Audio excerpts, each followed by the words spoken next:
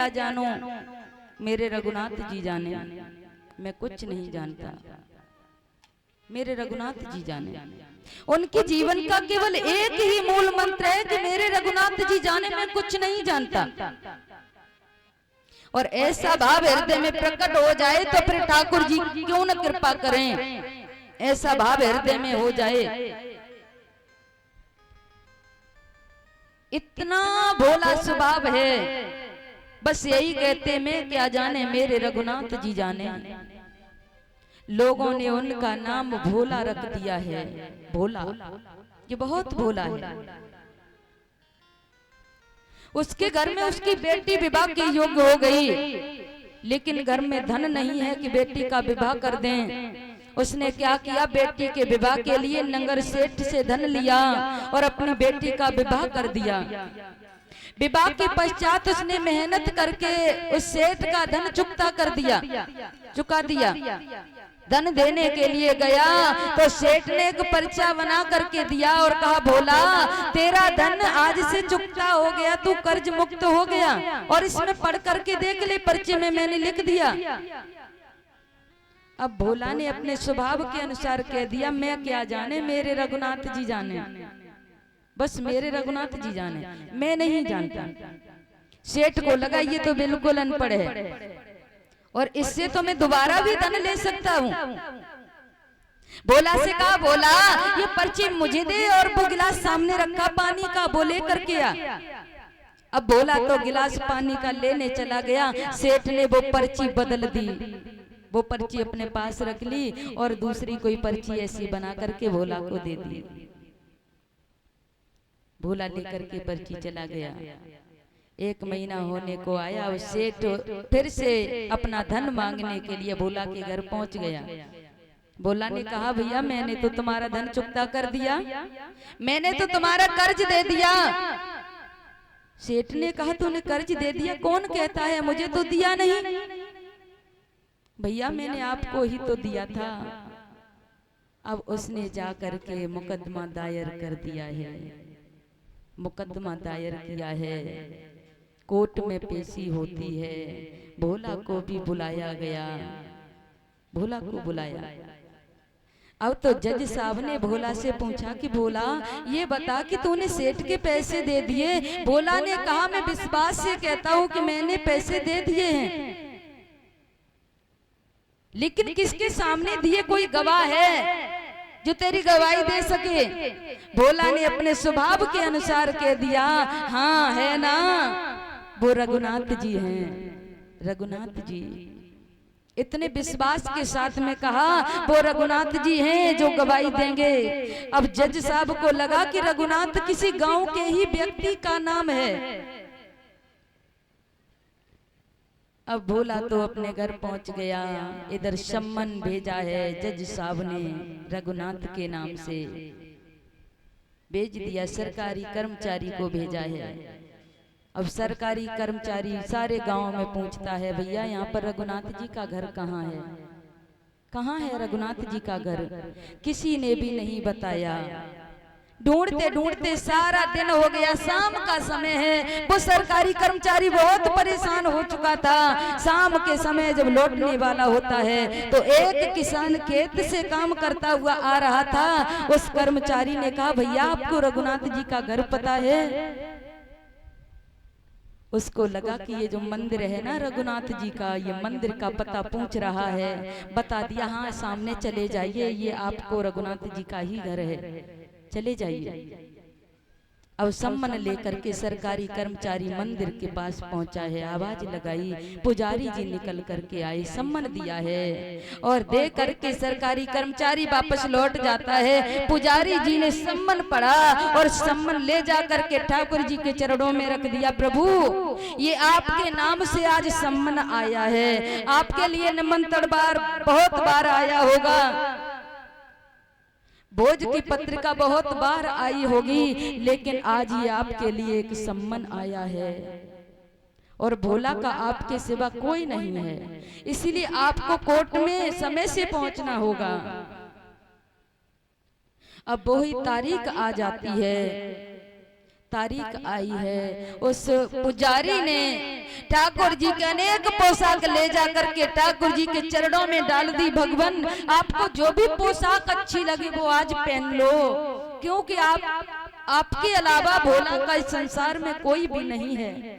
आपको जा करके आज गवाही देनी पड़ेगी और समय से पहुंच जाइए। श्रृंगार सजा दिया पुजारी ने और श्रृंगार सजाया है। ठाकुर जी आज चल पड़े हैं। इधर कोर्ट में पेशी होती है। सेठ को भी बुलाया गया, भोला को भी बुलाया गया और उसी समय जज साहब पधारे हैं। समय हो जाता है, उसी समय जज साहब ने आदेश दिया कि रघुनाथ जी को पेश कीजिए। रघुनाथ जी कहाँ हैं? हाजिर हो, हाजिर हो, हाजिर हो। ऐसे 3 नारे जो लगाए हैं तो देखा है सामने से चाल अटपटी सी एक वृद्ध की बांधे धरे धाए हैं मेरे ठाकुर जी। धोती पट्टी सी लपटी सी कमर पर बांधे 4 चांदन लगाए हैं। आज मेरे ठाकुर जी कोर्ट में प्रवेश कर जाते हैं। हाथ माए छड़ी पड़ी तुलसी की माल लिए, माथे पे रोली 4 चंदन लगाए हैं और जज साहब के सामने विनीत चपरासी बन आज रघुनाथ जी गवाह बन आए हैं। गवाह बन करके प्रकट हो जाते हैं। दिखाई दिया है कोर्ट के दरवाजे पर एक वृद्ध पुरुष, उसकी कमर झुकी हुई है, फटे से वस्त्र हैं पहन रखे हैं, गले में तुलसी की माला पड़ी, हाथ में एक छड़ी लेकर के कमर टेढ़ी है, अटपटी सी चाल में चले आ रहे हैं। जज साहब ने कटघरे में ले जाकर के खड़ा कर दिया और पूछा है, आप ही रघुनाथ जी हैं? आप ही रघुनाथ जी हैं? कहा, हाँ जी जज साहब मैं ही रघुनाथ हूं। भोला ने जब पैसे दिए सेठ के तब क्या तुम थे? आज ठाकुर जी कहने लगे, हाँ जज साहब मैं था। कोई प्रमाण है? प्रमाण दिखा सकते हो? रघुनाथ जी आज मेरे ठाकुर जी ने कहा है कि भेज दीजिए किसी सरकारी कर्मचारी को।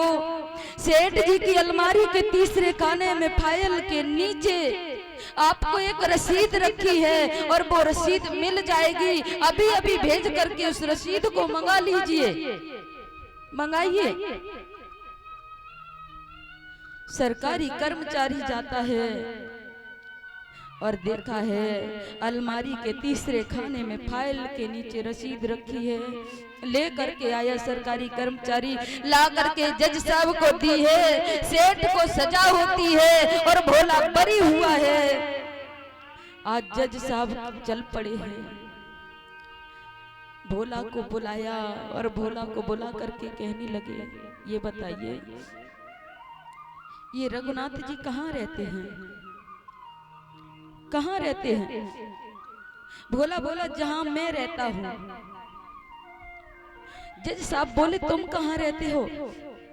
भोला ने कहा, जहां रघुनाथ जी मुझे रख लेते हैं मैं वहीं रहता हूं। वो मुझे जहां रख लेते मैं वहीं रहता। अब जज साहब निर्णय नहीं कर पा रहे हैं। कहने लगे, लगता है ये तो बिल्कुल पागल है, बावला है। आज जज साहब स्वयं चल पड़े हैं। कर्मचारी से पूछा है कि ये बताइए ये सम्मन दे करके तुम कहाँ आए थे? कहाँ सम्मन दिया था? गांव में जाकर के पूछते हुए मंदिर पर पहुंच गए हैं। पुजारी से पूछा, ये बताइए रघुनाथ जी कौन है? कौन है रघुनाथ जी? पुजारी ने ले जाकर के ठाकुर जी के गर्भगृह में पहुंचा दिया है और ठाकुर जी की प्रतिमा को दिखा करके कहा, ये हमारे रघुनाथ जी हैं, ये रघुनाथ जी हैं। जज साहब की आंखों से आंसू निकल पड़े हैं। मुनि सारद नारद शेष महेशु के नहीं ध्यान में आते रहे। सो ही प्रभु आज अदालत में भोला की गवाह कहाते रहे। सुख दो को दर्श दियो को भयो, दुख नाहि कि तज जाते रहे। और कुर्सी पे बना जज बैठा रहा, जगदीश खड़े मुस्काते रहे, जगदीश खड़े समझाते रहे।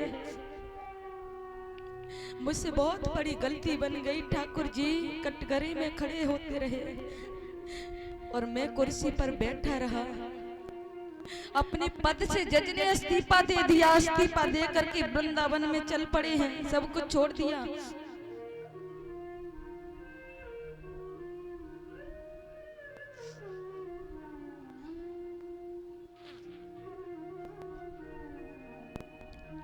वृंदावन में गए हैं, सारे वृंदावन में भ्रमण करते हैं, लेकिन बिहारी जी के मंदिर में नहीं जाते। लोग कहते हैं भैया आप सारे वृंदावन में भ्रमण करते, लेकिन बिहारी जी के मंदिर में क्यों नहीं जाते?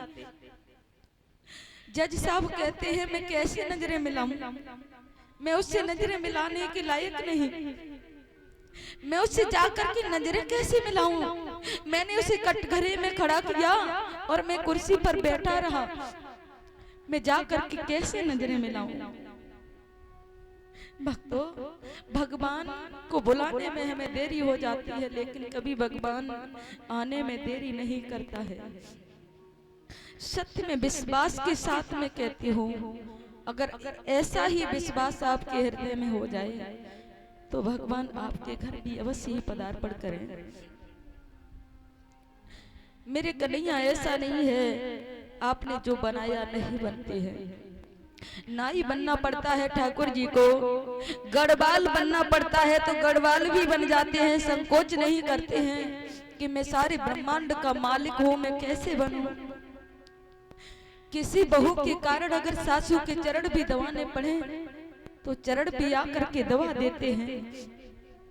मैं बार बार निवेदन यही करती हूँ, दुनिया वालों को बहुत अपना बनाया, एक बार मेरे ठाकुर जी को अपना बना करके देखिए। दुनिया वालों को अपना बनाया तो बहुत है, लेकिन कभी दुनिया वाले अपने बनते नहीं, अपने बन नहीं पाते हैं। दिन रात अपना अपना करके बहुत ठहराया, अपना हुआ न कोई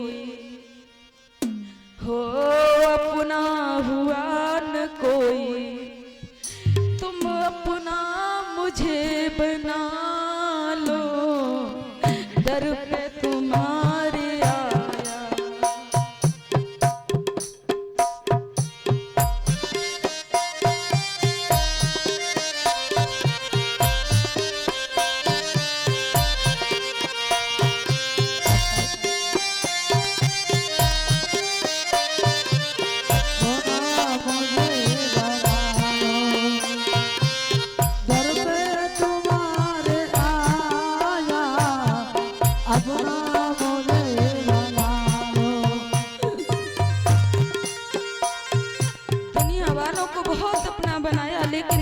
कोई अपना नहीं हुआ। मीरा या सबरी जैसा पाया हृदय मैंने, मीरा सबरी जैसा पाया हृदय मैंने, मीरा या सबरी जैसा पाया हृदय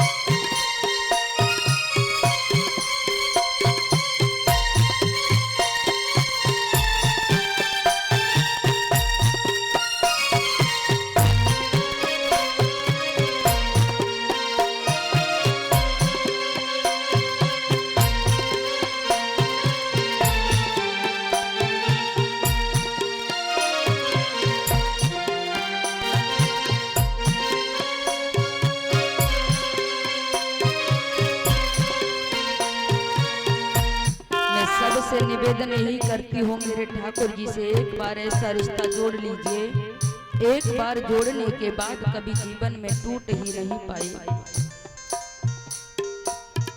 सब भगवान से ही प्रार्थना करेंगे, हे प्रभु मुझे अपने ही रंग में रंग ले मेरे यार सांवरे, मुझे अपने ही रंग में रंग ले मेरे यार सांवरे, मेरे यार सांवरे दिलदार सांवरे, मेरे यार सांवरे दिलदार सांवरे, मुझे अपने ही रंग में रंग ले मेरे यार सांवरे, मुझे अपने ही रंग में रंग ले मेरे यार सांवरे।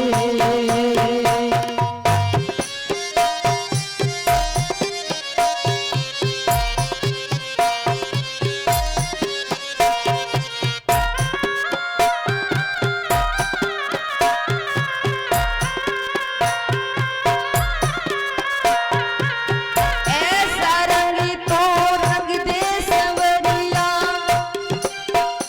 जो उतरे न जन्म जन्म तक, नाम तो अपना लिख दे संवरिया मेरे सारे बदन पर, नाम तू अपना लिख दे संवरिया मेरा मुझे अपना बना के देखो, मुझे अपना बना के देखो एक बार सांवरे,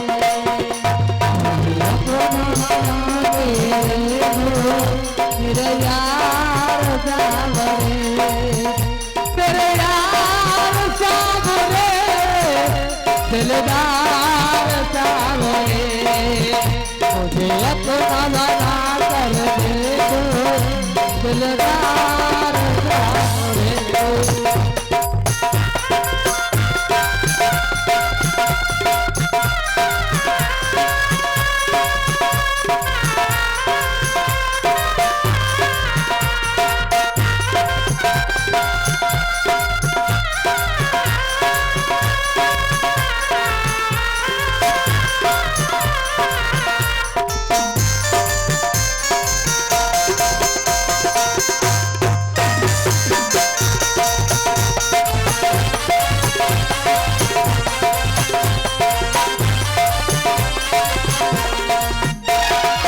श्याम पिया मोरी रंग दे चुनरिया, बिना रंगाई मैं घर नहीं जाऊंगी, बीत जाए चाहे सारी उमरिया, हरी ना रंगाओ मैं तो पीली ना रंगाऊंगी, अपने ही रंग में तू रंग दे संवरिया, ऐसी रंग दे जो रंग नहीं छूटे, धोबिया धोए चाहे सारी उमरिया, धोबिया धोए तारी उमरिया, धोबिया धोए तारी उमरिया, जो ना ही रंग तो मोल ही मंगाएगा, ब्रज में खुली है प्रेम बजरिया, चुनरी को ओढ़ में तो यमुना पे जाऊंगी, श्याम की मोह पे पड़ेगी जागती मुझे पड़ेगी नजरिया, जागती मुझे पड़ेगी नजरिया,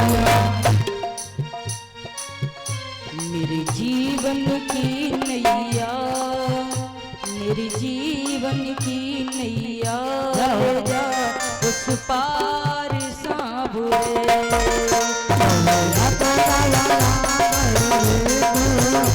दिलदार सांवरे, मेरे जीवन की नैया उस पार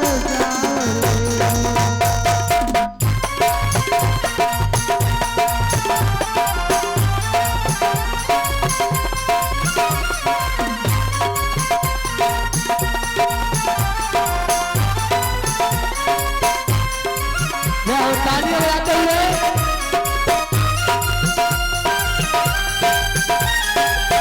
हरि बोल।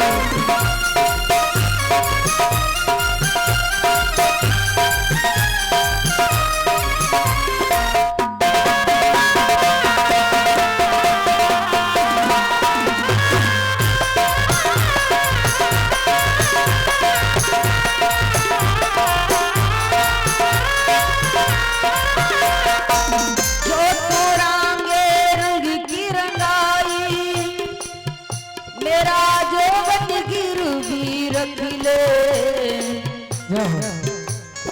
अपनी पगड़िया और मेरी चुनरिया तो एक ही रंग में रंग ले।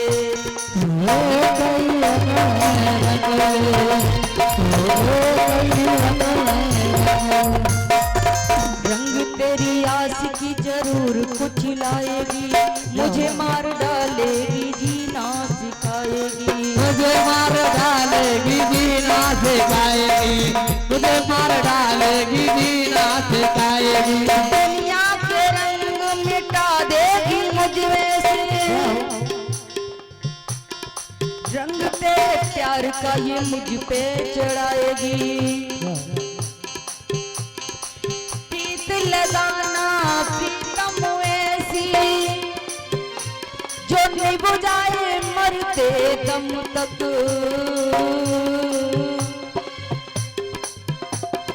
इसके सिवा ना तुझसे मांगा, ना कुछ चाहा अब तक।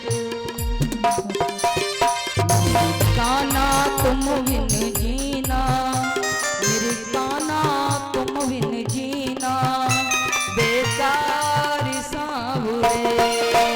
मुझे अपना मेरे यार सांवरे, मुझे अपने ही रंगों में रंग ले, मेरे यार सांवरे।